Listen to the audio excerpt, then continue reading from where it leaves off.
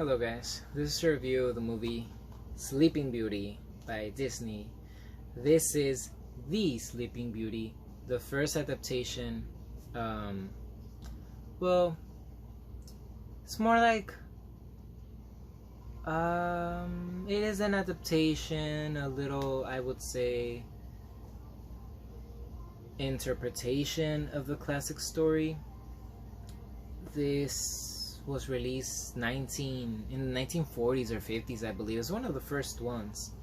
One of the first animations by Disney. Is very, very well, let me get on with the story before I start to critique. This movie starts with the birth of Aurora, the daughter of the king and queen. King Estefan is throwing this huge party, which, by the way, it seems kind of, I know, different times, different feels, but literally everybody had to stop everything because this girl was gonna be born, and they made it like the princess, we have to go and celebrate her beauty, and she's gonna come and bring light to the world. And I don't mean to be like the Grinch about all of this, but I think they were exaggerating. Like, I'd be kind of annoyed if I was like a simple man, like the way that I am now, and somebody's having a kid and they're like almost forcing me to go and have to be happy. Like, I'm not saying that I'm gonna be angry or upset, but dude, it's a baby. We all have babies. When my baby was born, we didn't have like 3 visitors, let alone the whole entire people from the kingdom. Everybody. I don't know. I know I'm being a Grinch, but that's just how I felt. Anyway, they went over there and they had the 3 fairies that are in the Maleficent movie, and obviously very important. I forgot their names, but look at them right here. And it's interesting because I don't know if it's the lighting that I have, but this one looks blue. Honestly, it might be green. I don't know. Just interesting thing. I bought this one because I thought that I was gonna love it. And then it has like Blu-ray, DVD, and digital code.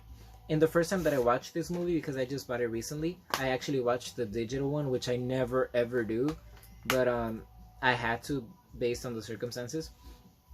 And I don't even have a Blu-ray player, but I'm already starting my Blu-ray collection because someday I will.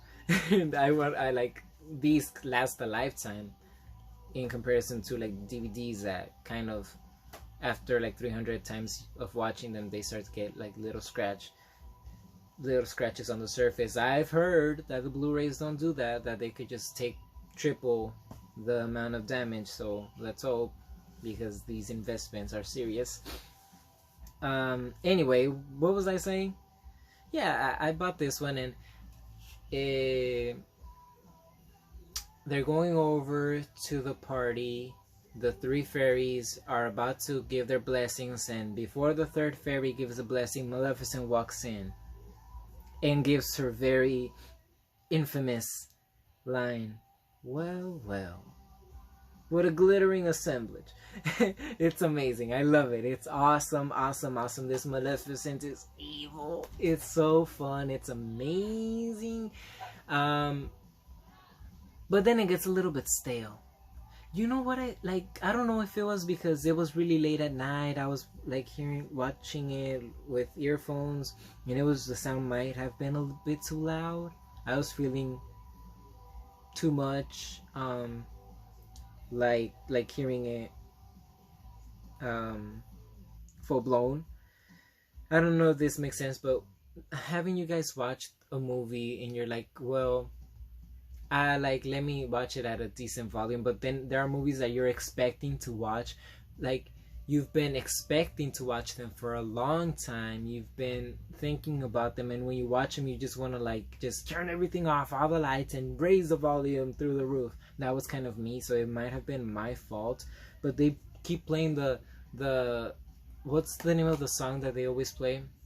Once Upon a Dream, which was actually covered by Lana Del Rey.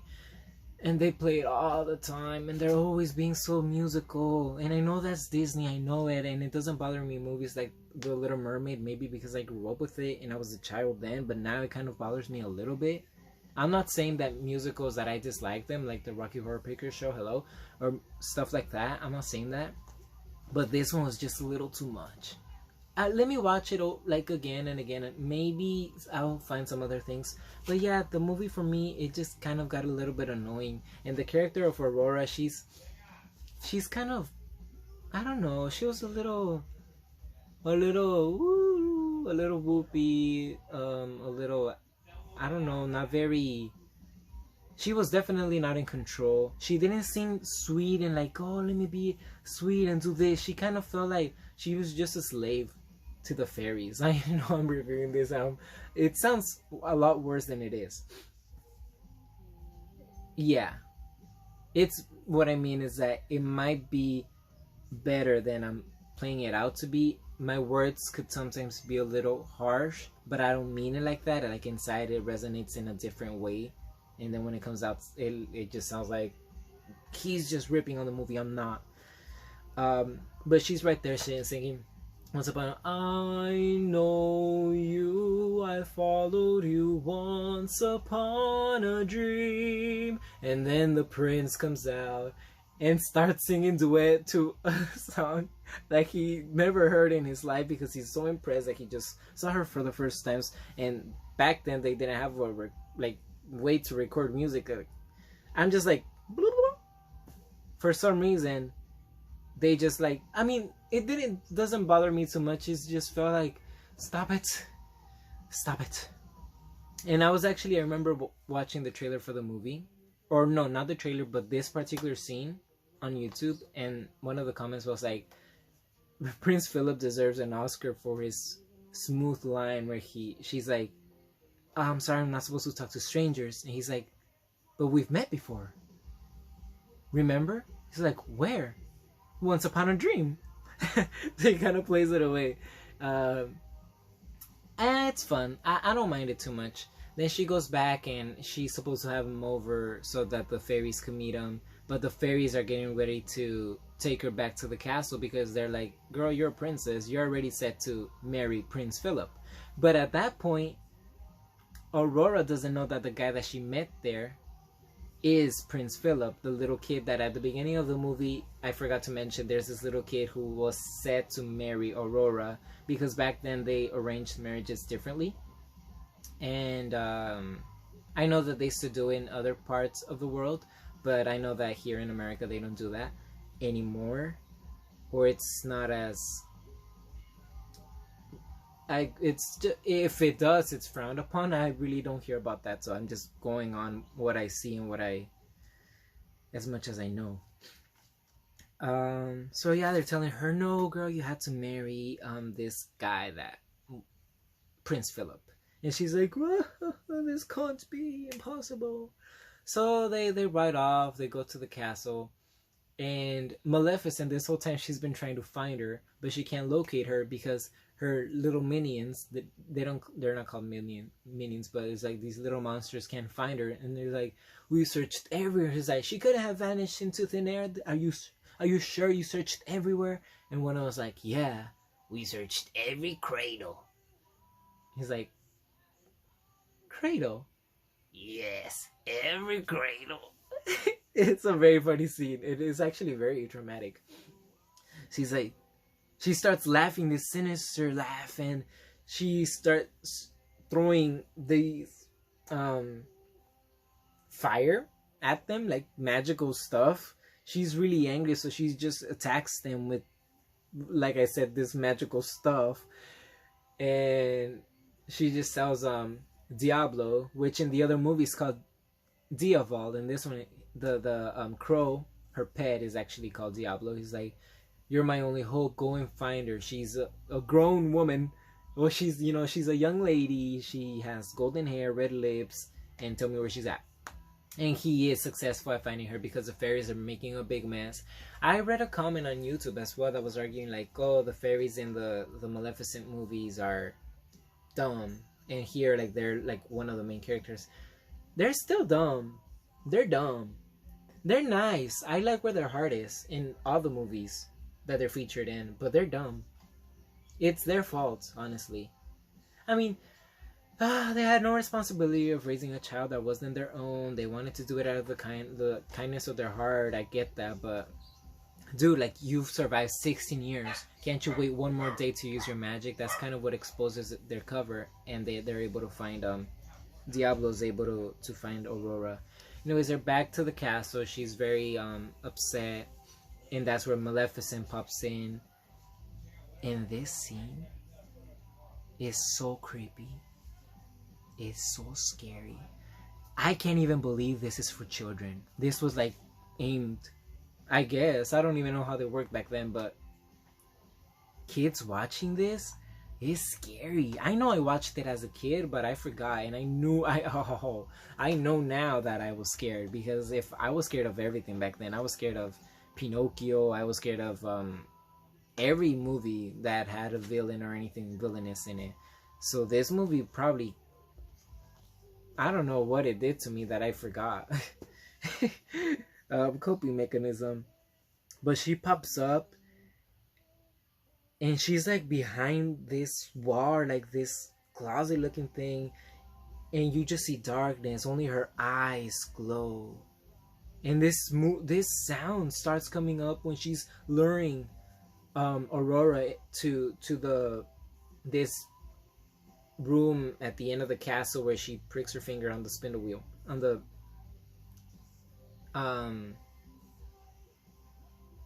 spindle of a spinning wheel. Yeah, that's what I meant to say. And it's just so crazy. It's creepy. It's scary. It's like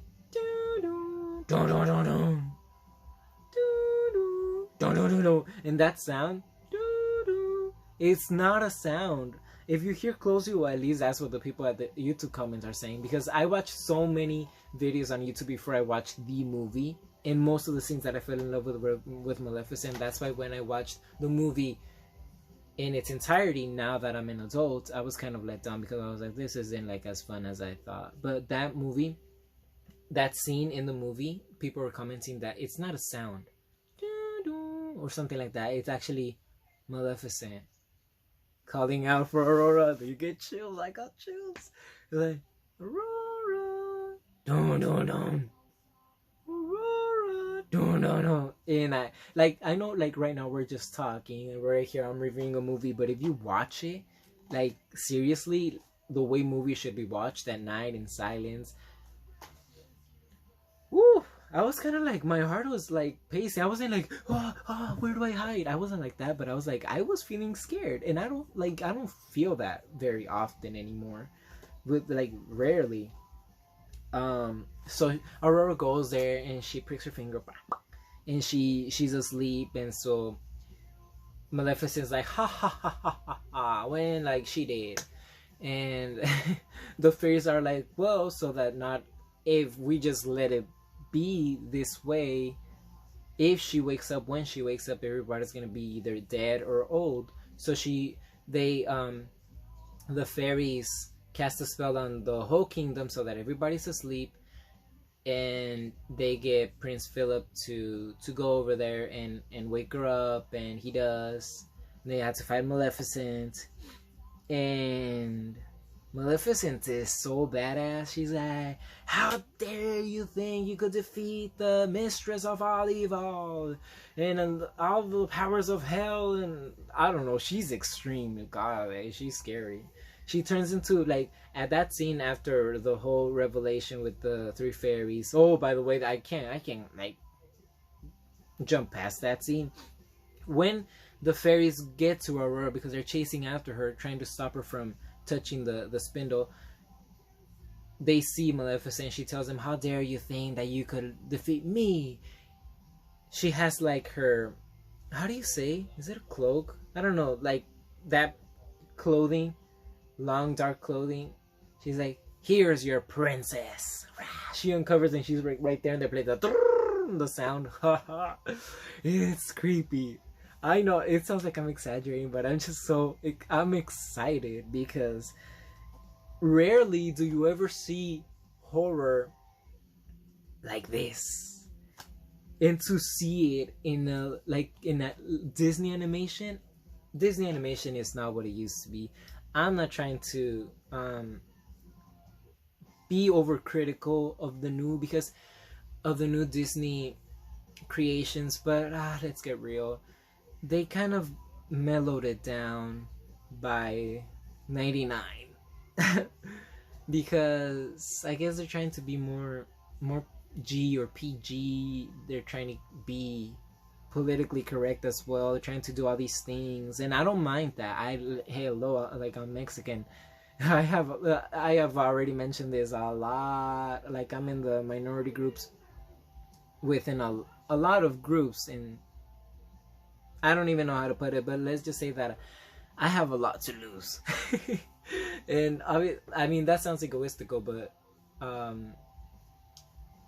how can I say this? I'm affected by many things, but I'm okay. It's fine. If I believe you as a director, and like, I don't want to get deep because this is, after all, an animation movie. I'll save that for like a Jeepers Creepers review or something. But I believe that people as artists, because I sometimes make things here and there, we should have the liberty to say what we want, however we want. I'm not a nanny. The directors, the writers, they're not nannies. People, a lot of times, they're like, oh, that person did this, that person did that. It's like, yeah, dude, and like, let them, like, you know, if it's illegal what they did, let them face the law. They're gonna take care of that. But when they're in their creative state, like, either, like, just, it's just a movie. They're not nannies, they're not parents, they're not guardians. They're not supposed to teach kids ways of life, even though I know that undoubtedly they do, and people learn. Like, I've learned a lot through films. But we have this conscious thing that we're supposed to work with as humans and say, well, this is wrong, this is right. My point with all of this, I know that people are probably confused. My point with this is that these movies don't exist anymore, at least produced and distributed by Disney, because I'm assuming the tenderness of the audience nowadays. But we have options as humans, and I believe we should have the freedom of choosing if we want to or if we don't. And with said freedom, we are in the United States. Disney is a company, and if they believe that they don't want to do it, then they have the right to not do it. But in my opinion, as a consumer, you know, as an audience member, I would really like for them to open up and just let it out. It doesn't matter. It doesn't have to be movie like Inside Out or Life of Pets. It doesn't have to be that. If you do this, it's gonna be successful. I know you're in for the money, like all companies are. If not, then there's no more movies. It's only logical. This isn't like, I'm not ripping on them for that. I think they should give it a try. Do something like this. Not exactly like this, because I didn't enjoy it completely, but I mean like the Maleficent scenes. Anyway, let's get back into the story. Woo! I feel like I've talked for a long time. Like I always do. Prince Philip at the very end is able to, with the magically enhanced sword by the fairies, shoot it at the dragon's heart. That's Maleficent, by the way. Maleficent in this one could transform into a dragon. And he gets her, and she dies, and they live happily ever after. It was good. I mean, like, I'm not gonna get rid of it. I'm gonna keep it. Did it deserve the Blu-ray purchase that I made? No. I would have rather get it on DVD if I watched it before buying it. I know I have like The Little Mermaid and Pinocchio, and I have them on DVD, which is a shame. But yeah, just speaking independently on this one, I give it a rating of 6.5 out of 10. It could be so much higher. I had such high expectations for it because of Maleficent, because of the other Maleficent movies that I reviewed earlier. But what gives this movie review, such a high rating, is Maleficent. Maleficent is awesome. She is scary. This movie, I like. It's beyond me how it passes like for a children's movie. It's so good. Gosh, amazing. But then the rest, and the rest of the movie is not, like I said, it's not bad. It's just a little, I don't know. I guess I need to watch it a few more times. But the song is just in me. I don't know. I don't know.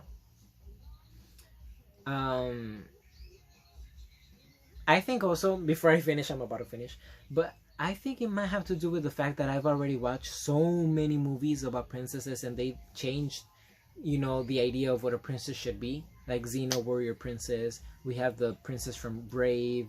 We have Mulan. We have a whole bunch of very different princesses that actually go out there and do their thing, or like they act differently. They have a purpose.